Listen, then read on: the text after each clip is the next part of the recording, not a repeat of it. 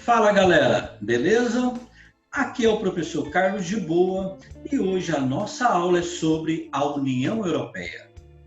Não deixe de se inscrever no nosso canal. Então vamos nessa.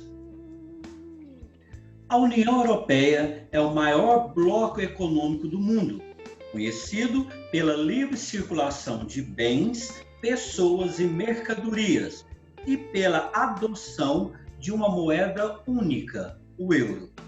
A origem, oficialmente, ocorreu no dia 7 de fevereiro de 1992, mas sua criação esteve intimamente ligada a processos anteriores de criação de um grande bloco econômico europeu. Vamos aos estágios da União Europeia. Primeiro estágio, o Benelux. O Benelux foi um bloco criado ainda durante a Segunda Guerra Mundial e recebeu esse nome por conta das iniciais dos países integrantes: Bélgica, Holanda, do inglês Netherlands e Luxemburgo. O objetivo deste bloco era integrar esses três países em um mercado comum e único, com a redução das tarifas aduaneiras. Apesar da existência da atual União Europeia, o Benelux ainda existe, com o nome de União Benelux.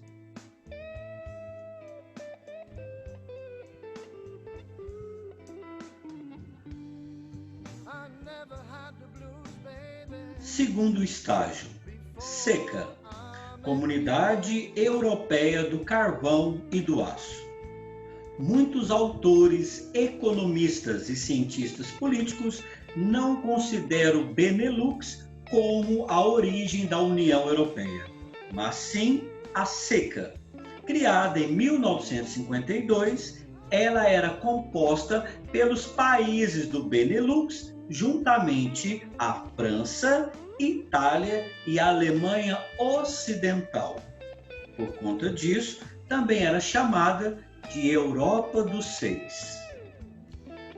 A criação da SECA esteve diretamente ligada ao Plano Schuman, que foi um planejamento econômico do governo francês para integrar a produção siderúrgica dos 6 países em questão. O objetivo maior era estabelecer um acordo com a Alemanha Ocidental para que ambas compartilhassem a produção de carvão mineral e minério de ferro na região da Alsácia-Lorena, por parte da França, e de Sarre, por parte da Alemanha. Tais regiões encontram-se na fronteira dos dois países e foram historicamente envolvidas por disputas territoriais entre as duas nações. Diante disso, a SECA se caracterizou por uma integração do mercado siderúrgico, objetivando uma maior integração industrial envolvendo 6 países.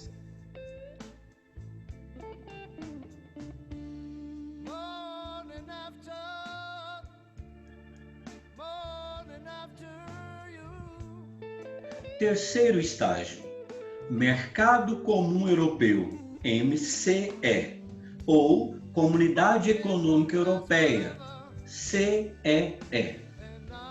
Com a fragmentação da Europa em vários estados, os países membros da SECA reconheciam que era necessário ampliar o mercado consumidor interno e acelerar o desenvolvimento de sua produção industrial.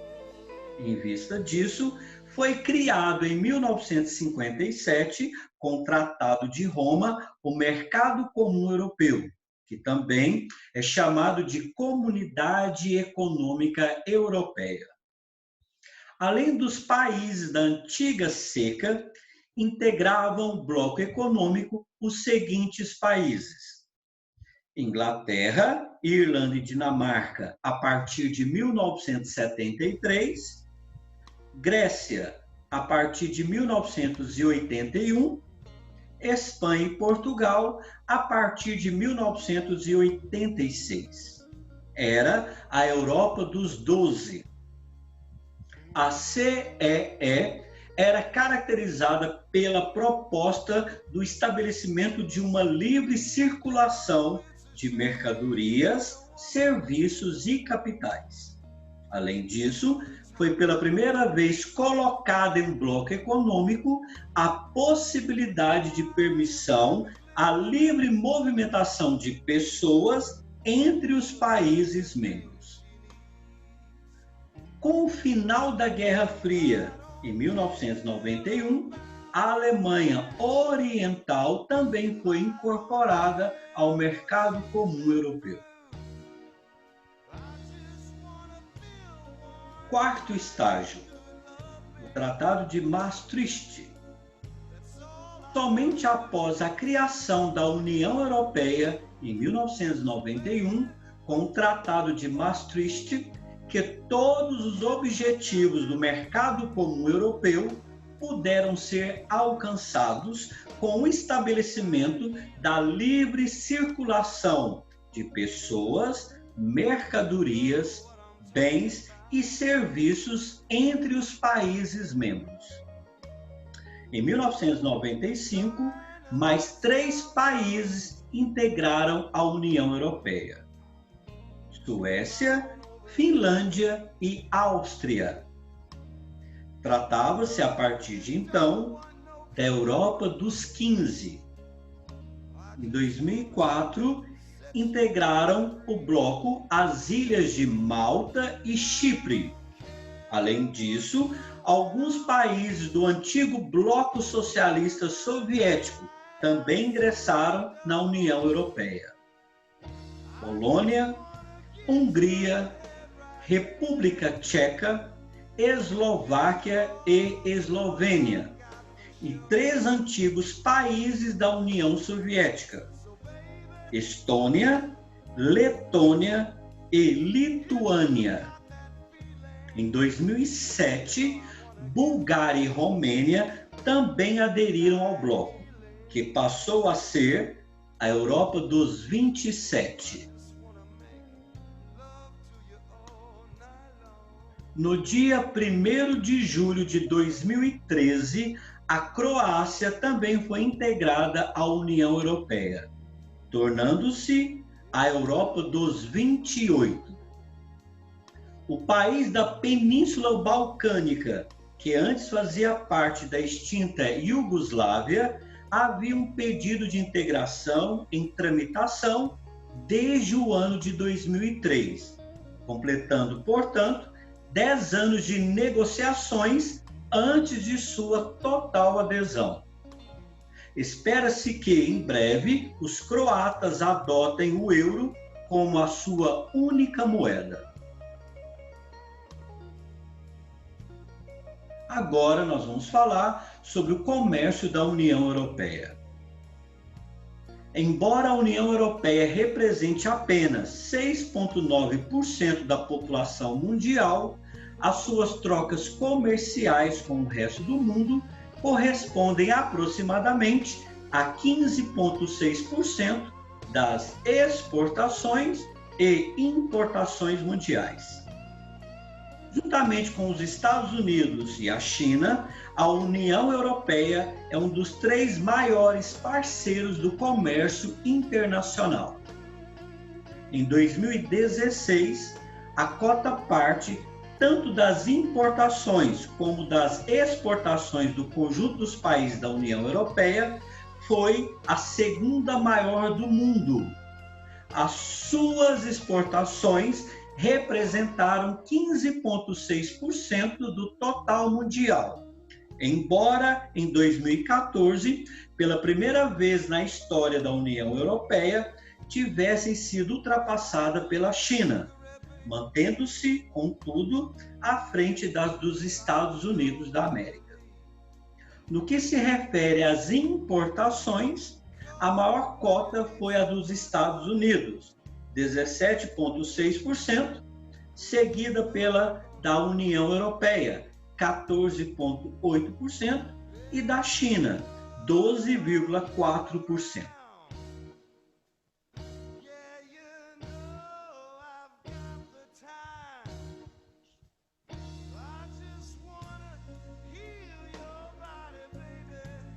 A grande crise que começou no mercado imobiliário em 2008 nos Estados Unidos atingiu os mercados financeiros mundiais. No caso da Europa, a medida agravou os déficits nacionais, que já eram muito elevados. Alguns países gastaram mais dinheiro do que conseguiram arrecadar e começaram a acumular dívidas. A partir daí, no ano 2010, é dado início à crise econômica na Europa. Os principais países europeus atingidos foram Portugal, Itália, Irlanda, Grécia e Espanha. A Grécia foi o primeiro país atingido pela crise e chegou a ter um rombo nas contas públicas de 113% do seu produto interno bruto, o PIB. A situação ficou tão crítica que a União Europeia e o Fundo Monetário Internacional, o FMI, propuseram pacotes de ajuda para a Grécia, Irlanda e Portugal. Ao liberar o pacote para a Grécia, o FMI obrigou os outros países da crise a adotarem planos de ajustes fiscais. Criou-se a sigla PIGS, Porcos Econômicos, que faz referência aos países que estão com a economia suja e que ultrapassaram o Pacto de Estabilidade do Banco Central Europeu. Existem rumores que a Grécia será retirada da zona do euro.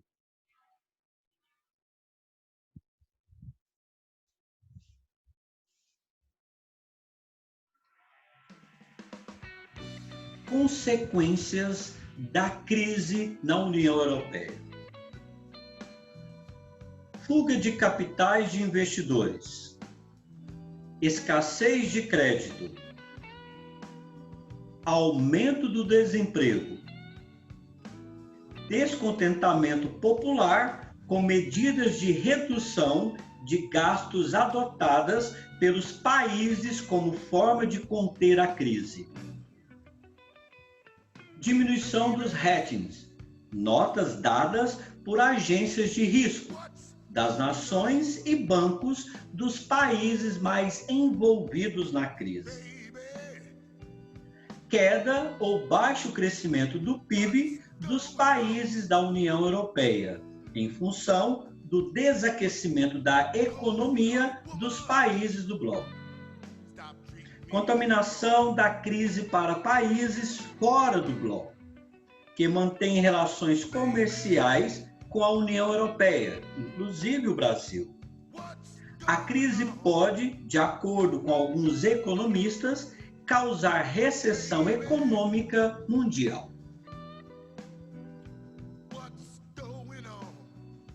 Agora, nós vamos ver as ações tomadas pela União Europeia para enfrentar a crise.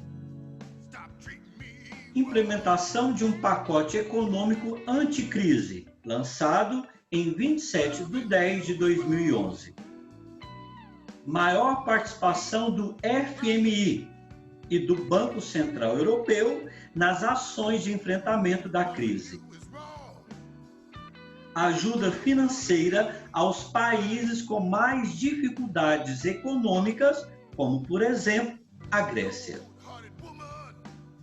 Definição de um pacto fiscal que foi ratificado em 2012, cujos objetivos foram garantir o equilíbrio das contas públicas das nações da União Europeia e criar sistemas de punição aos países que desrespeitarem o pacto. Vale destacar que o Reino Unido não aceitou o pacto, fato que aumentou a crise política na região. As ações de combate à crise foram coordenadas principalmente por França e Alemanha.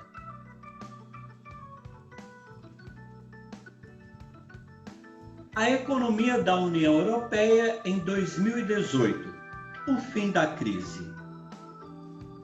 O ano de 2018 começou bem para a União Europeia. O PIB do bloco econômico apresentou naquele período crescimento de 2,4% no primeiro trimestre do ano. De acordo com muitos economistas, a crise econômica na União Europeia, que teve início em meados de 2010 para 2011, terminou. Grande parte dos países da União Europeia já apresenta bons resultados econômicos.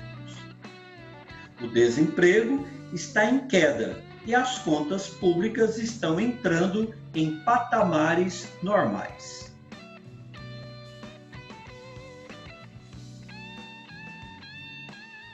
Bem, agora nós vamos falar sobre o Brexit, a saída do Reino Unido da União Europeia.